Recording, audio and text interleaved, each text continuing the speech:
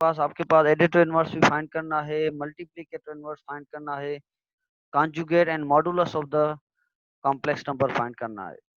तो सबसे पहले आपके पास क्या है, एग्जाम्पल का क्वेश्चन नंबर 1 में जो गिवन है z इज इक्वल 2 आइटा, तो इसका एडिटिव इनवर्स आपको फाइंड करना है, देन इसका ही आपको मल्टीप्लिकेटिव इनवर्स फाइंड करना है, देन इसका ही आपके पास कॉन्जुगेट फाइंड करना है, और फाइनली आप इसका मॉडुलस फाइंड करेंगे।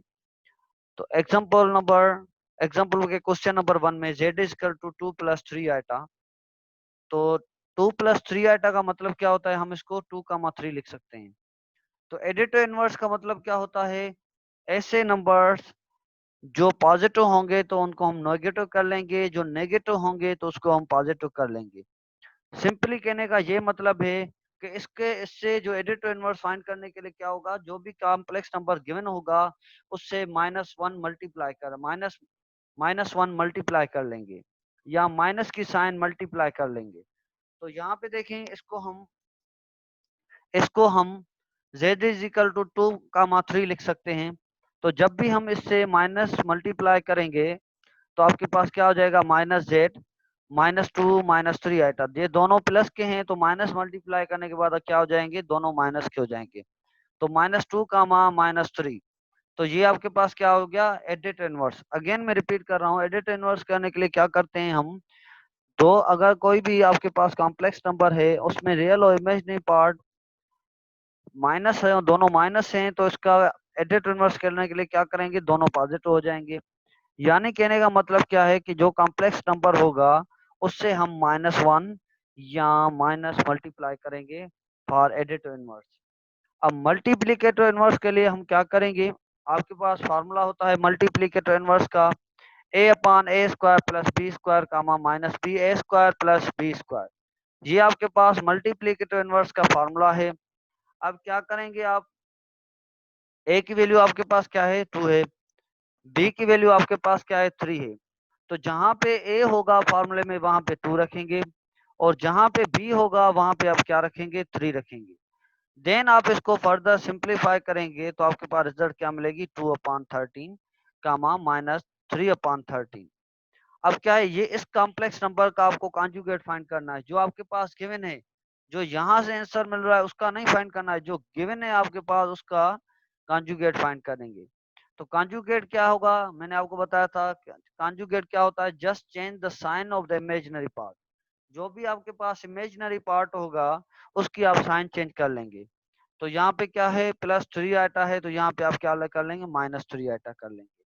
अब मॉडुलस के लिए क्या करेंगे आप, जो भी आपके पास गिवन नंबर होगा उसको मतलब क्या है, 2a की वैल्यू क्या है, 2 है, तो यहाँ पे हमने 2 रख ली। b की वैल्यू क्या है, 3, तो हमने 3² रख लिया। तो अब क्या होगा, इसको फाइनली फर्दर जब हम करेंगे, रेडिकल 2² प्लस 3², फर्दर इसको सिंप्लीफाई करेंगे तो radical 4 + 9 that is equal to radical 13। तो ये आपके पास मॉडुलस बन गया। अब क्या है, एग्जाम्पल के क्वेश्चन नंबर 2 पे जाते हैं। 2 पे जाने के लिए हमारे पास क्या है, यहाँ पे क्या है, -5, 3 + 4, -5।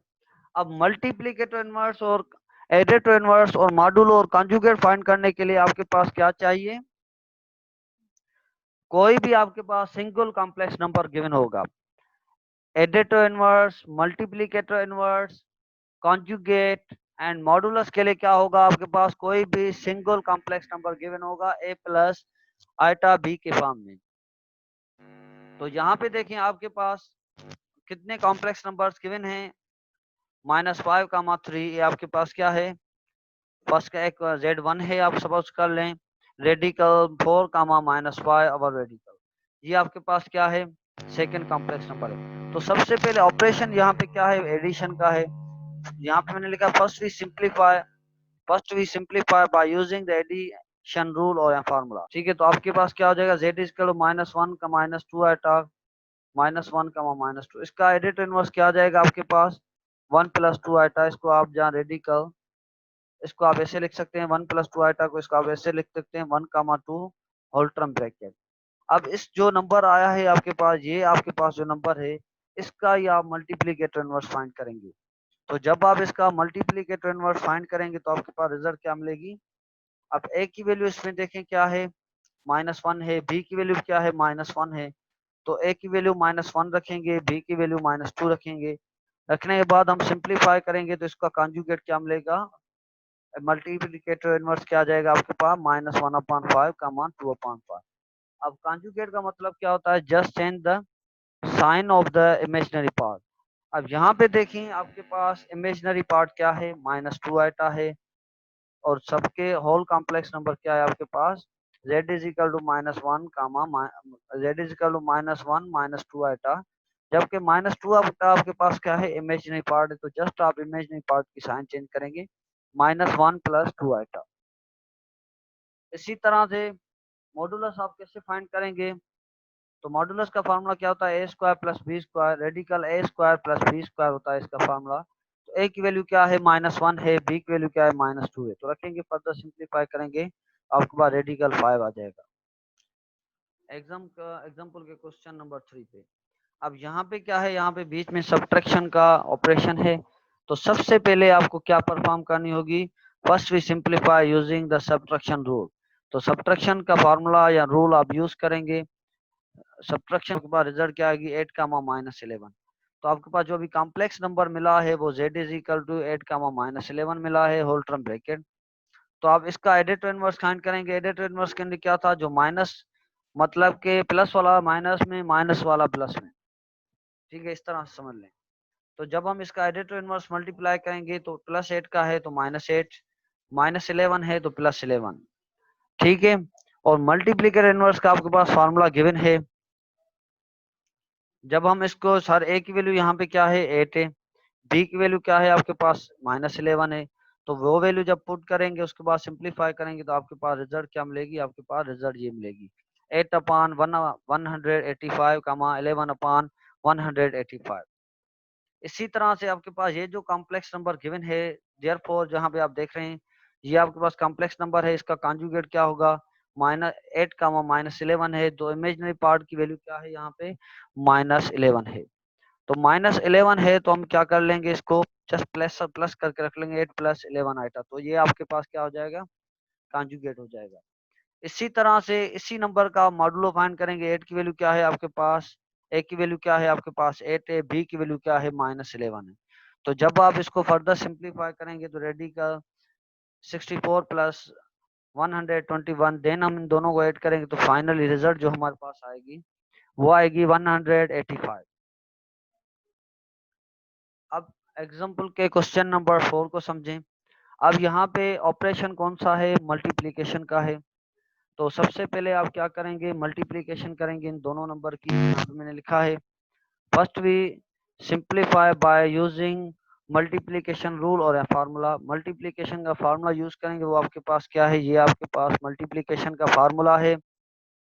देन आप इसमें फार्मूला यूज करके ए की वैल्यू आपके पास क्या है, 2 है, सी की वैल्यू क्या है, -5 है, बी की वैल्यू आपके पास क्या है, 3 है, डी की वैल्यू आपके पास 4 है। इसी तरह से जितनी भी वैल्यू होंगी आप उसमें रखेंगे। उसको फिर आप क्या है, फर्दर जब इसको सोल्व करेंगे तो आपके पास जो कॉम्प्लेक्स नंबर आ गया वो -22 कामा -7 आ गया। देन अब इसका एडिट इनवर्स फाइंड करेंगे। दोनों आपके पास क्या है, माइनस में है, तो एडिट इनवर्स क्या आ जाएगा, दोनों का प्लस में आ जाएगा। तो -z=-22 -7 आटा, इसका एडिट इनवर्स क्या होगा, वो -z=-22 + 7 आटा। अब इसका मल्टीप्लीकेटर इनवर्स क्या करें, कैसे फाइंड करेंगे। आपके पास ए की वैल्यू क्या है, -22 है, बी की वैल्यू क्या है, -7 है। तो वो जो वैल्यू होगी इस फार्मूला में रखेंगे, उसको देन सिंप्लीफाई करेंगे, आपके पास फाइनल रिजल्ट क्या आएगी, -22/533 कामा 7/533।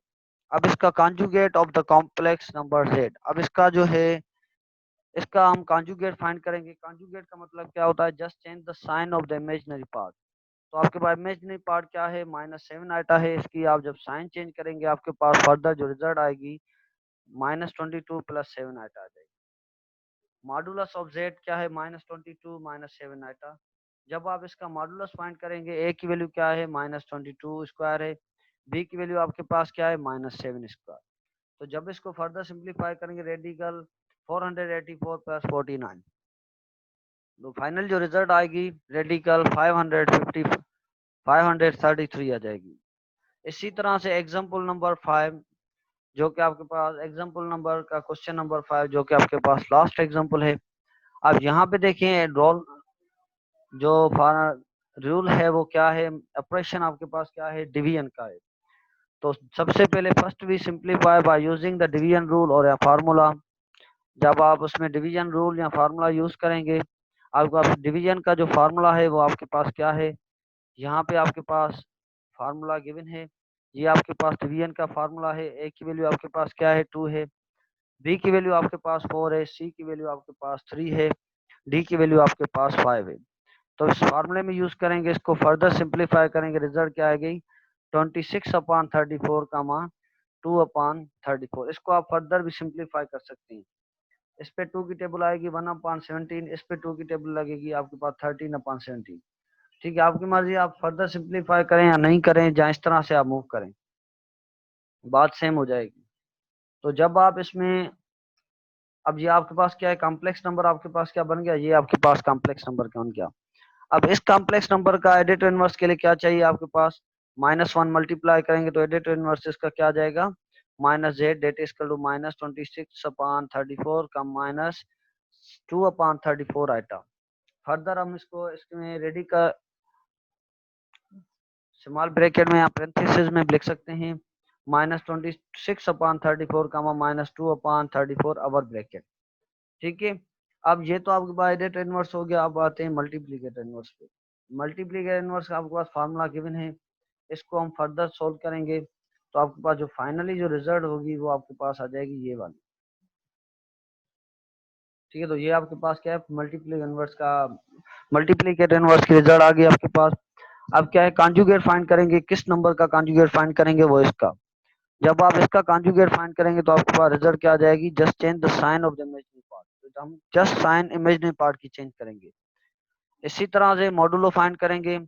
अब मॉडुलो के लिए क्या है आपके पास, यहाँ पे देखें आपके पास 26/34 है आपके पास, +2/34। तो ये आप रेडिकल ए स्क्वायर की वैल्यू क्या है, 26/34 स्क्वायर प्लस बी स्क्वायर की वैल्यू क्या है, 2/34 स्क्वायर। इसको फर्दर सिंप्लीफाई करेंगे, आपके पास रिजल्ट क्या आ जाएगी, 680/1156।